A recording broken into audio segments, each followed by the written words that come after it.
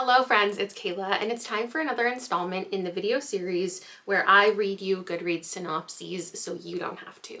Basically, every other month I pull up every single thing that I've added to my Goodreads lately. Usually it's between 20 and 40 books, and I just added them because of their cover or their title, or they're from an author that I've read from before, and then we together decide if I need to read that book because I don't actually know that much about it. I always forget to move out of the way. So let's pop up something for you to look at right away. This is Finley Donovan Digs Her Own Grave, which is book number 5 in the Finley Donovan series. Yeah, I don't like the cover. Well, actually, I do like the cover. I don't like Finley. I feel like Finley's face is getting weirder looking throughout the series, and I don't know if I'm gonna read it yet. I said I was gonna stop at 4, but then 4 I thought was a really good way to round out the arc that we were currently in.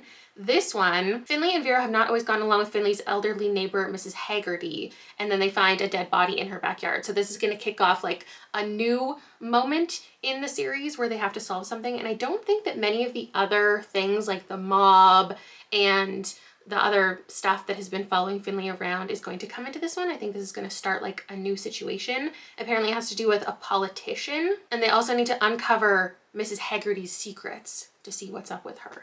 Then we have Immortal by Sulin Tan. I love Daughter of the Moon Goddess. I know not everybody did, but if you did, check out this one.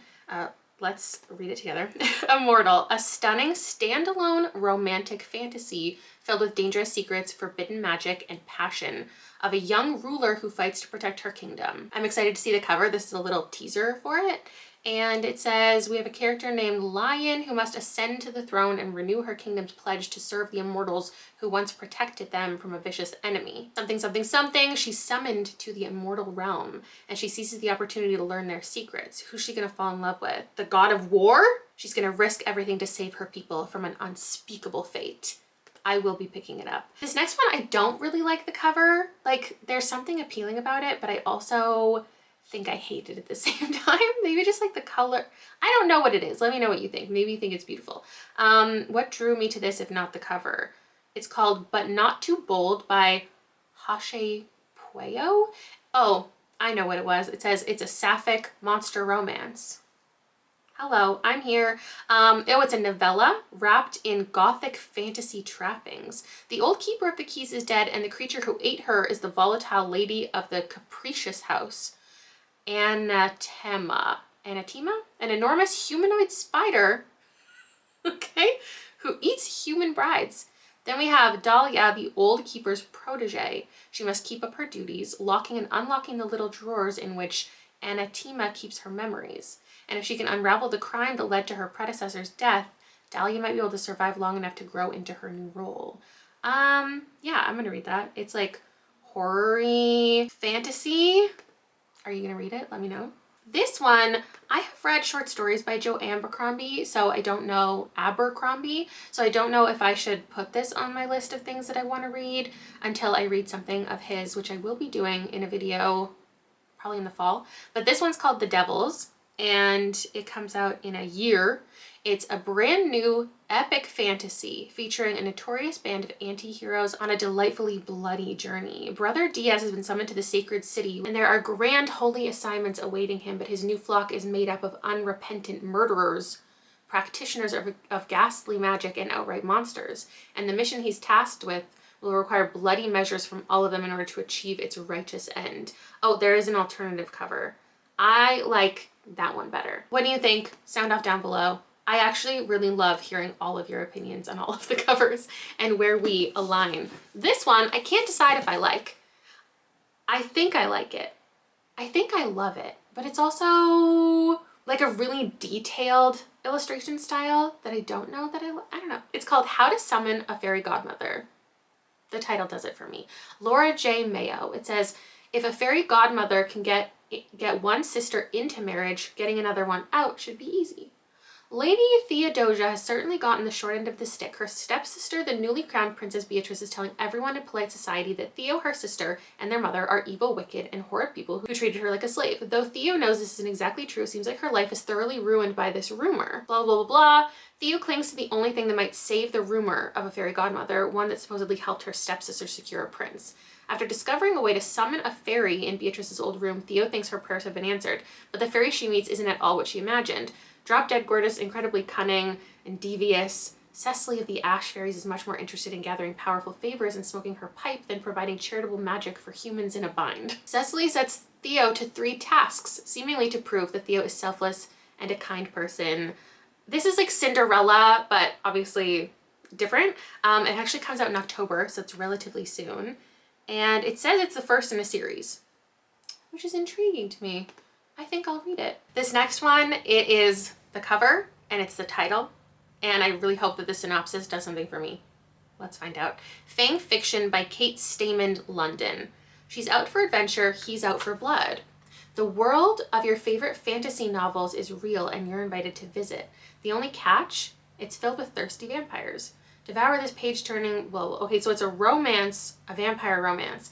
Tess is no stranger to the dark, a grad student dropout and chronic insomniac. She spends her nights managing a chic Brooklyn hotel and her days curled up with her favorite vampire novels.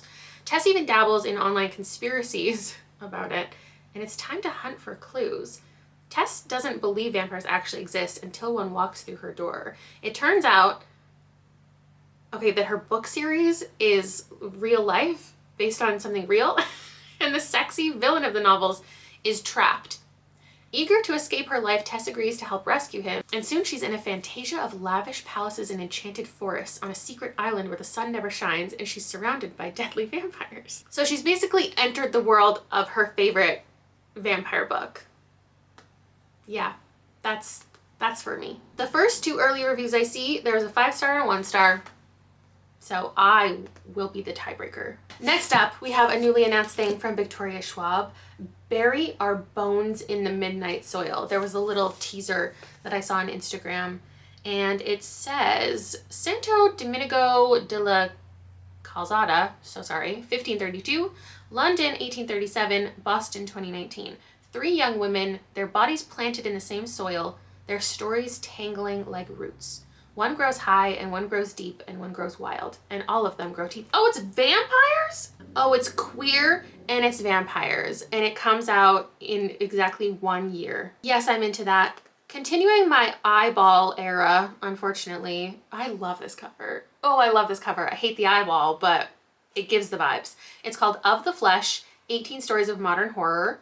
There's a list of authors who I have not read from, except for Mariana Enriquez, Adora Nwora, and I think that's it.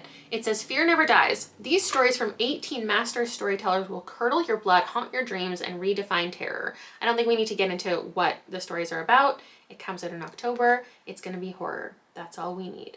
Next up, I saw this one called Death of an Author by Nnedi Okorafor, and it's got a very long synopsis, but let's see. The basic blurb says it's a sweeping tale about family culture and identity and a breathtaking examination of the relationship between writer and reader. We have Zelu, who is the outcast of a large Nigerian family. Her life is upended and she decides to write something just for herself. It's a far future epic where I was wondering if it was going to be like futuristic or sci-fi. It's a far future epic where androids and AI wage war in the grown-up ruins of human civilization. That's the story that she's writing within it, called Rusted Robots. She finds courage to share her novel, and it's a tale of a woman on the margins risking everything to be heard, and a testament to the power of storytelling. Yeah, I'm gonna read it. I can't wait to see the cover. I hope it's great. Next, I added, oh my god, another vampire book to the list. It's called The Dead and Breakfast by Rosie Thor and Kat Hillis. This says it's a cozy mystery about 2 queer vampires who open a small town B&B and must prove their innocence when the local mayor shows up dead in their garden with something that looks suspiciously like puncture marks on his neck. Oh, I want to see the cover of that one too. I don't think it has a date on here, but I'll be keeping my eye out for it. A cozy mystery about vampires. That sounds just for me. This one, I just saw the title was called Mother Eating, and I thought we should find out what it is. It's by Jess Hageman, and it says an oral history following the real-life story of French Queen Marie Antoinette's royal court reimagined as a sex cult in modern-day Austin, Texas, pitched as Exquisite Corpse meets Lincoln in the Bardo. I am not immediately adding that one, but I do think if we like similar things, that one might appeal to you. Then we have Kills Well with Others by Deanna Raybourn, which I won't be picking up, but I wanted to mention it in case you loved this first book in the series and you've been anticipating a sequel. There is a sequel that has been announced. 4 women assassins, senior in status and in age, sharpen their knives for another bloody good adventure. I don't want to spoil anything that happens in the first one. Why am I losing my voice? So just know there is a sequel. I didn't love it enough to continue. Then we have something from V. Castro that has been announced. It's a short story collection, which I think I'll be very into because I do prefer her stuff that has been like, it's short stories, even though this is a novel, and also her novellas that I've read. This one's called The Pink Agave Motel. It is horror stories. It says brutality and intimacy ooze across the pages.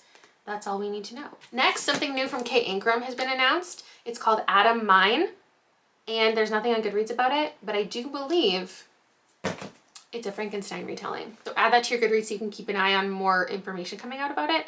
I have a playlist, a bookshelf, like a Goodreads list, link down below where you can find everything that I've mentioned.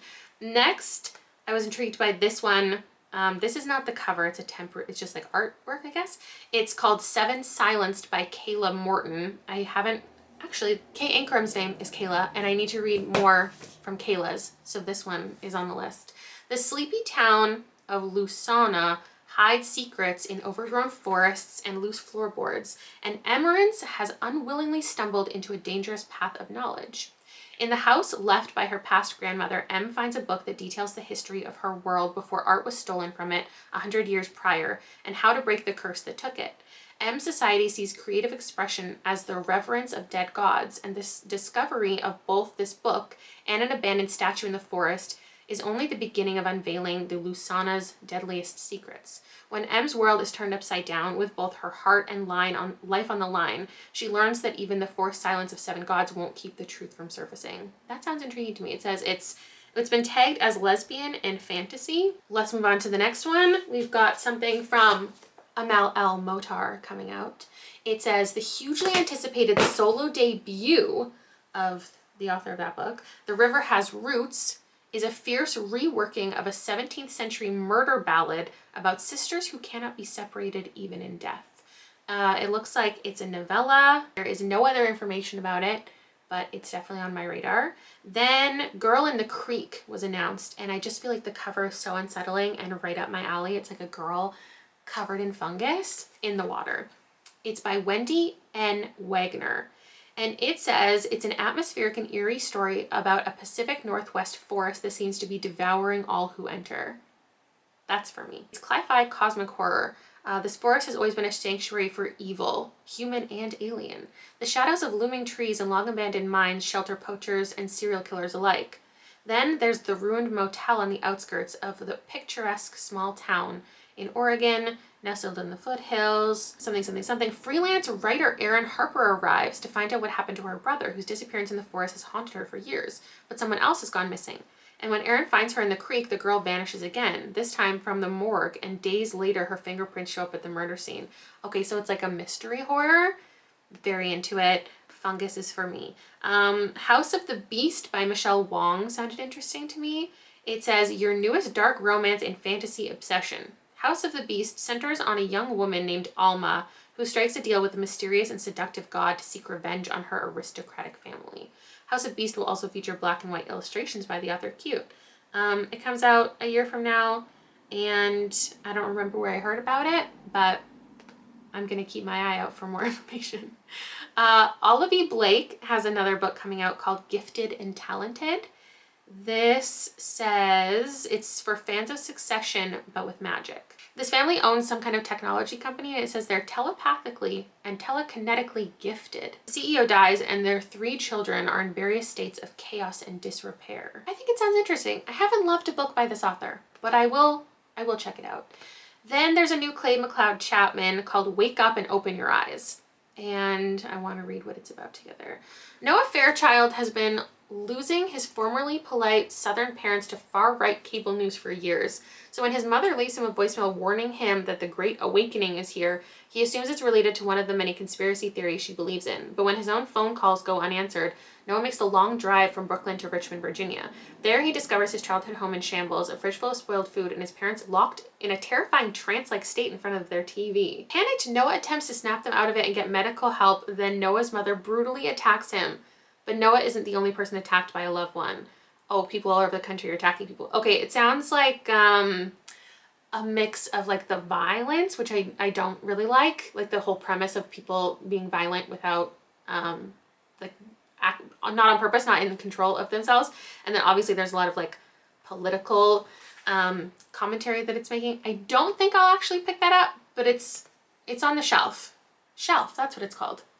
If you want to add it. Then I've got A Palace Near the Wind by A. Jung. It's a beautiful science fantasy novella. The cover is absolutely beautiful. Sometimes called windwalkers for their ability to command the wind, unlike their human rulers, the Feng people have bark faces, carved limbs, arms of braided branches, and hair of needle threads. Bound by duty and tradition, our main character, the eldest princess of the Feng royalty, is the next bride to the human king.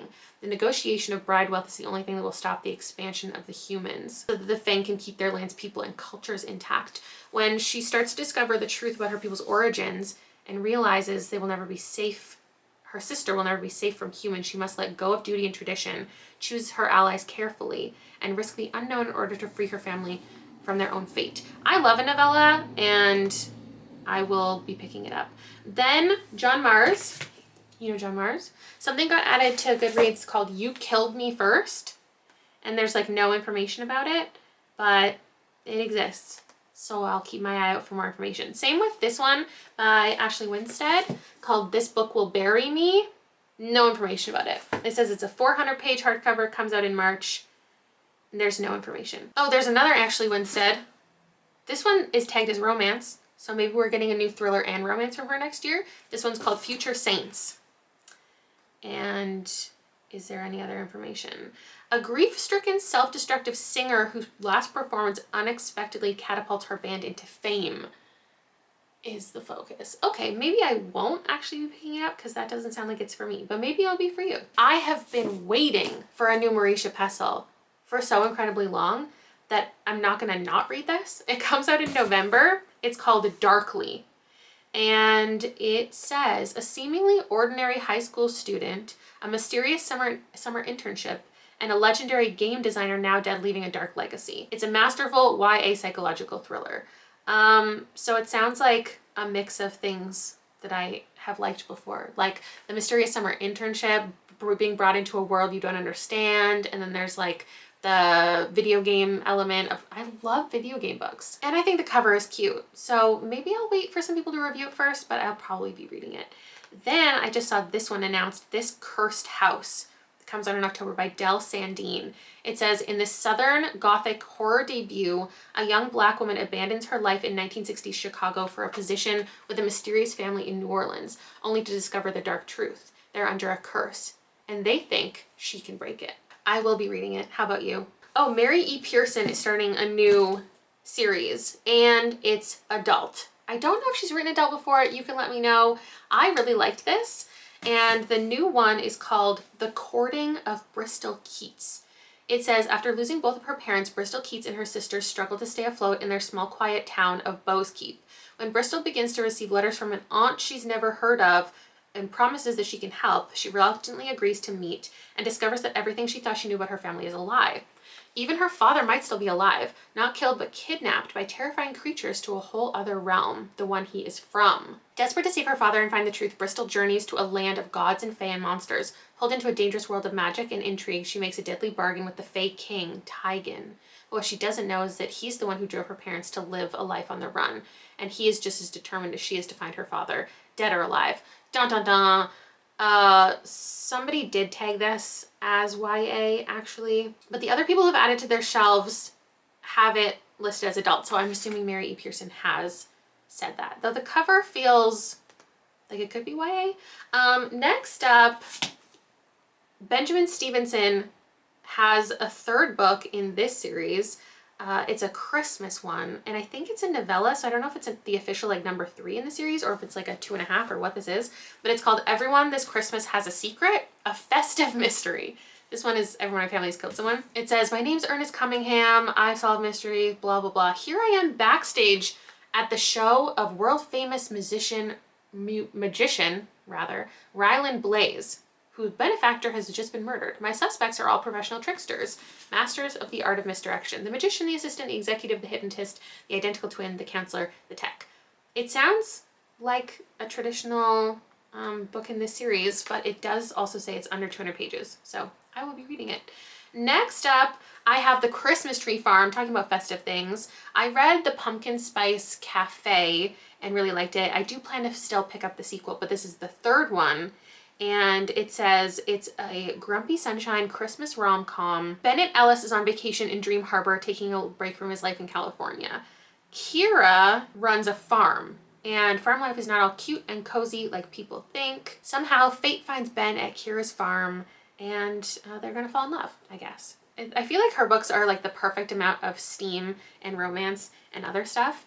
So pick it up if you're interested. Another October release with a cover that I love so much is called A Grim Reaper's Guide to Catching a Killer by Maxie Dara. And it says, Kathy Valance is 42, mid-divorce, and pregnant with her ex's baby. Oh no. She's also a modern day Grim Reaper, employed by Scythe. But frankly, that's the easiest part of her life right now. Or it was until her latest client's soul goes missing. Oh no. When she finally tracks down 17-year-old Connor, he angrily denies he died of natural causes despite what his file says. He insists that someone at Scythe murdered him, and he demands Kathy finds out who and why.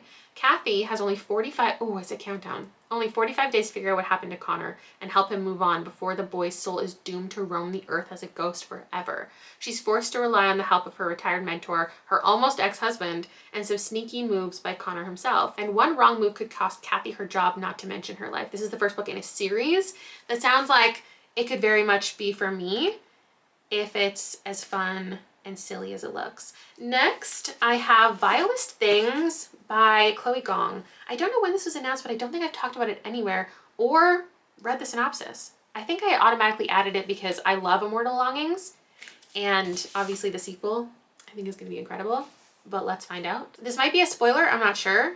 Yeah, it is, so skip ahead. I'll give you a second. Skip ahead if you don't want to know what happens in the first book.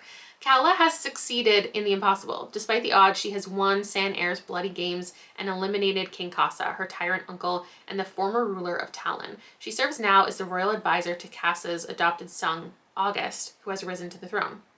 Only Calla knows it isn't really August. Anton is still furious about Calla's betrayal in the final round of the games. In an impossible feat, he took over August's body to survive and has no intention of giving up his newfound power. But when his first love, the beautiful, explosive Ada, awakens from a years-long coma and reveals a secret that threatens the monarchy, chaos erupts. As tensions come to a boiling point, Calla and Anton must set their conflicts aside and head to the kingdom's far reaches to prevent anarchy, even if their empire might be better off burning. I'm very excited about it. I'll be reading it. We have a new thing from River Solomon coming up called Model Home. I just saw the cover and absolutely had to add it. I love the color. The three Maxwell siblings keep their distance from the Lily White Gate enclave outside Dallas where they grow up. When their family moved there, they were the only Black family in the neighborhood.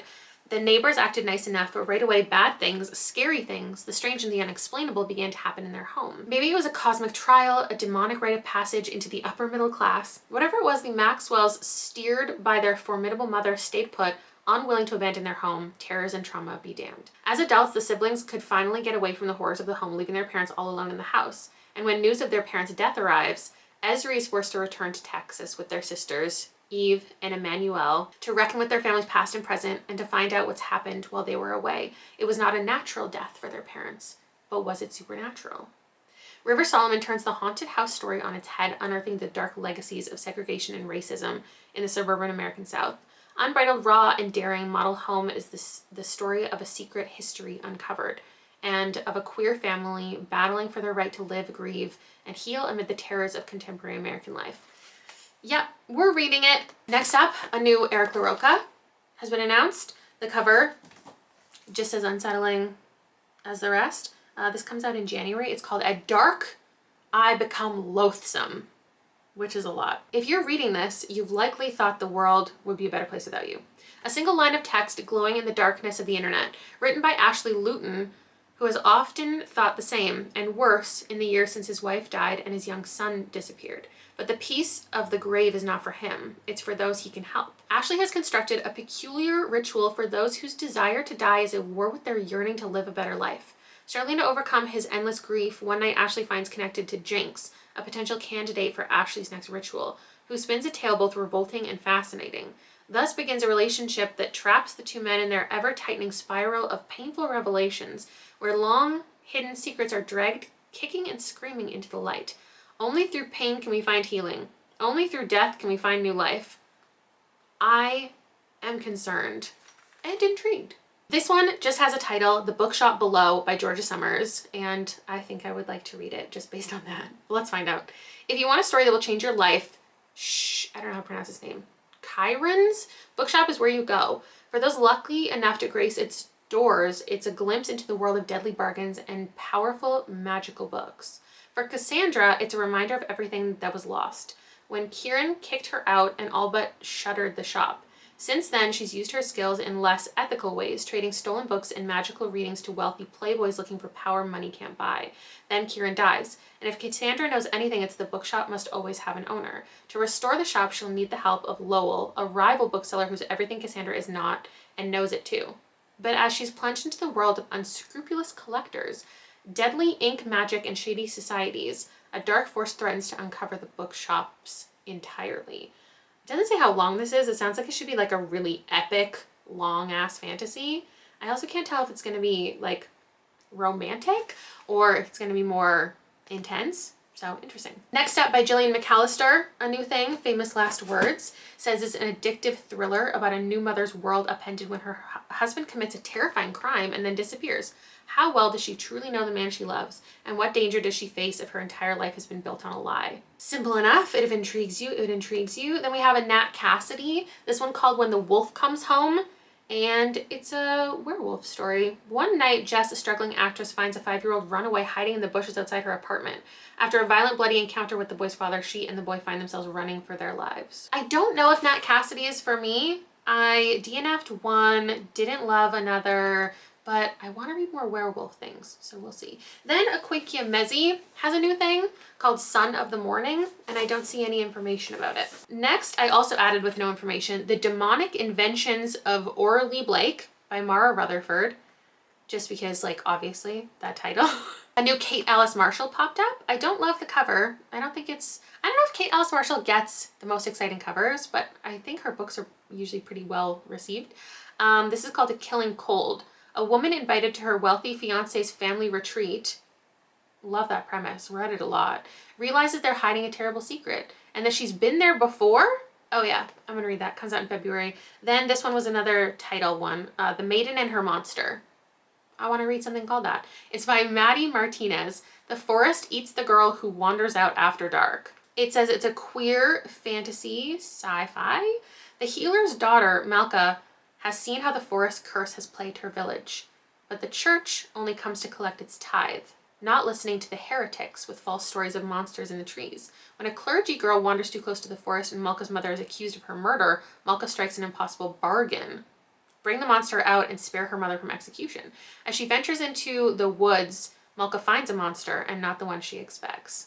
Okay, I'm gonna read it. Then Lane Fargo has a new book called The Favorites coming out, and this is a Olympic like skating one. So if you're very into that, I think the cover of this is so pretty. It says it's an epic love story set in the sparkling savage sphere of elite figure skating about a woman's determination to carve her own path on and off the ice. 742 pages. No, wait, that's the large print one. The regular one is 464. I thought this was going to be like a thriller set in the world of ice skating, but it just says it's a romance. So that's interesting. Charlotte McConaughey has an upcoming book. I'm obsessed with the cover. I think it's so beautiful. So beautiful. It's called Wild Dark Shore, and I'm going to read it for the first time. But it's about a family on a remote island. Love it. A mysterious woman washes ashore. A rising storm on the horizon.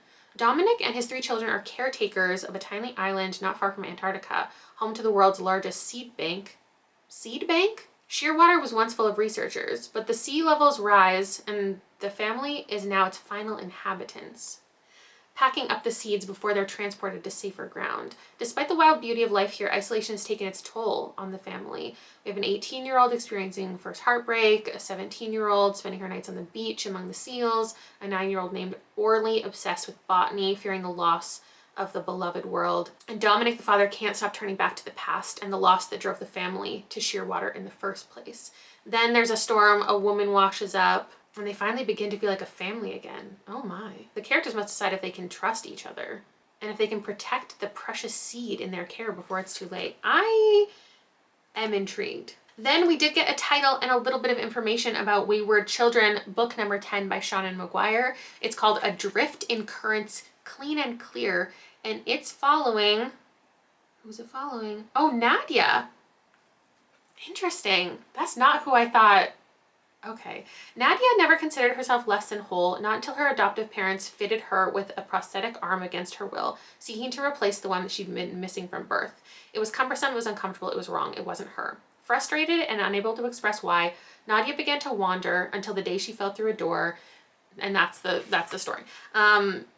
Eleanor's Home of Wayward Children is all about children who get lost, who find other worlds, and they come back to the real world and can't cope. Finally, there are just 2 cover reveals that I talked about these books last time. They didn't have covers, so I've already done the synopsis, and I want to read them both. The first one is Lucy Undyne by Kiersten White. I can't decide if I love or hate this cover. I do not know. There are wolves in her hair, and like, I think I love it because it's unsettling, but I also don't know if I love the style of it. And then we have An Academy for Liars by Alexis Henderson, which is different from her other 2 covers, and therefore I feel like I don't love it as much. But also, I just love the really simplistic gold and black. I've said before, Immortal Longings is like one of my favorite covers, so this one is really similar. And those are 2 of my muchly anticipated reads that are both coming out at the end of 2024. I'll probably have them both in the Literally Dead Book Club poll for our read for November. So that's everything that I have heard about in the last 2 months and that I wanted to tell you about today to see if you are interested in them as well. There are always so many interesting books coming out and everything is so intriguing, and I wish I had time to read absolutely everything. And that's it for today. I will see you in a couple days with something else. Bye!